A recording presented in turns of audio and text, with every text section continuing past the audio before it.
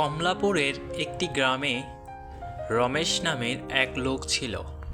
একদিন হঠাৎ তার চাকরি চলে যায়। তার সুখের পরিবারে নেমে আসে অন্ধকারের করাল ছায়া। একদিন বিকেলবেলা রান্নাঘরে তার স্ত্রী তাকে বলে উঠল। এভাবে আর কয়দিন? এর উত্তরে সে অনেকটা গম্ভীরভাবে বলে উঠল, ভাবছি ঘরের সামনে একটা সবজির দোকান খুলব। ভালো বুদ্ধি, কিন্তু যা করার খুব শীঘ্রই করো। এভাবে চলতে থাকলে না খেয়ে মরতে হবে। দেখি কি করা যায়। এর কয়েকদিন পর রমেশ ঘরের বাইরে নানান রকম সবজি দিয়ে তার দোকান সাজাতে লাগলো। আজ থেকে এখানেই সবজি বিক্রি করব। পরিশ্রম করে হলেও সৎ থাকব। ধীরে ধীরে গ্রামবাসীরা তার কাছে সবজি কিনতে আসতে লাগলো।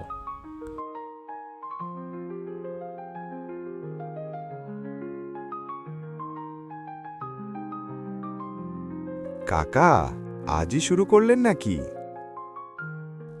হ্যাঁ, এই নিনে একদম টাটকা সবজি। বেশ ভালোই তো, দামও ঠিক আছে।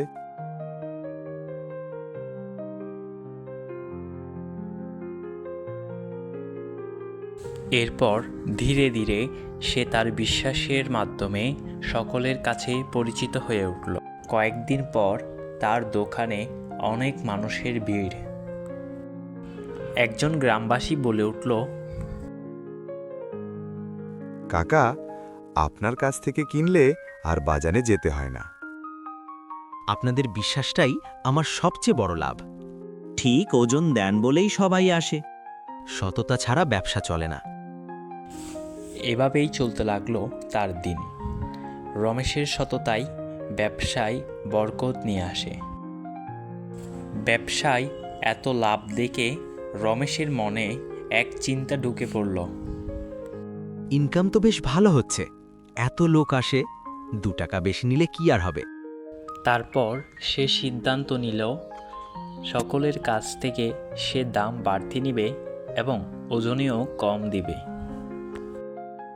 রমেশ হয়ে ওঠে লোভী। এরপর দিন সকালবেলা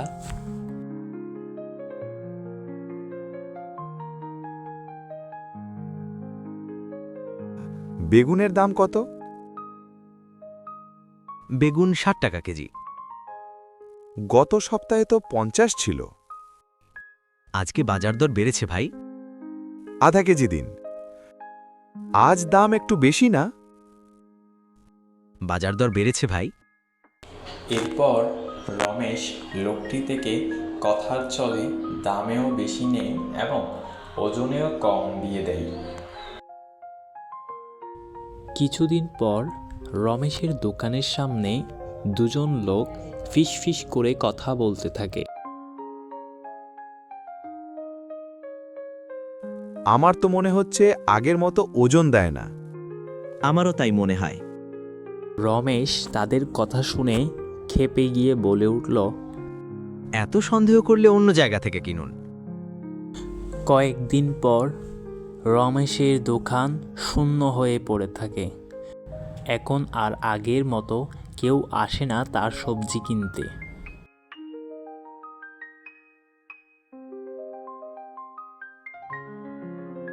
হঠাৎ একটি লোক এসে রমেশকে বলল, কাকা, আপনার কাছে আর সবজি নেব না। এই কথা শুনে রমেশ দাঁড়িয়ে যায়। কেন? আমি তো এখানেই আছি। বিশ্বাস আর নেই কাকা? রমেশ তার লোভের ফলে সকলের বিশ্বাস হারিয়ে ফেলে। গ্রামের লোকেরা তার দোকানের সামনে দিয়ে হেঁটে অন্য দোকানে চলে যায়।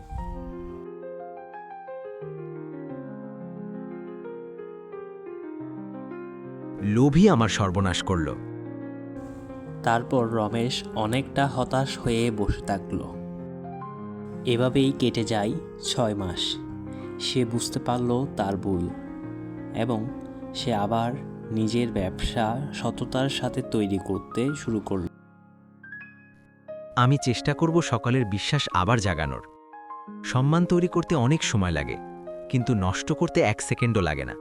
আর একবার সম্মান চলে গেলে বন্ধুরা, এই গল্প থেকে আমরা শিক্ষা পেলাম কখনোই লোভ করা উচিত নয়। লোভে পাপ, পাপে মৃত্যু। তো বন্ধুরা, তোমাদের কেমন লাগলো এই গল্পটি? যদি ভালো লেগে থাকে তাহলে লাইক করো। এরকম আরও সুন্দর সুন্দর গল্প পেতে পেজটি ফলো করো।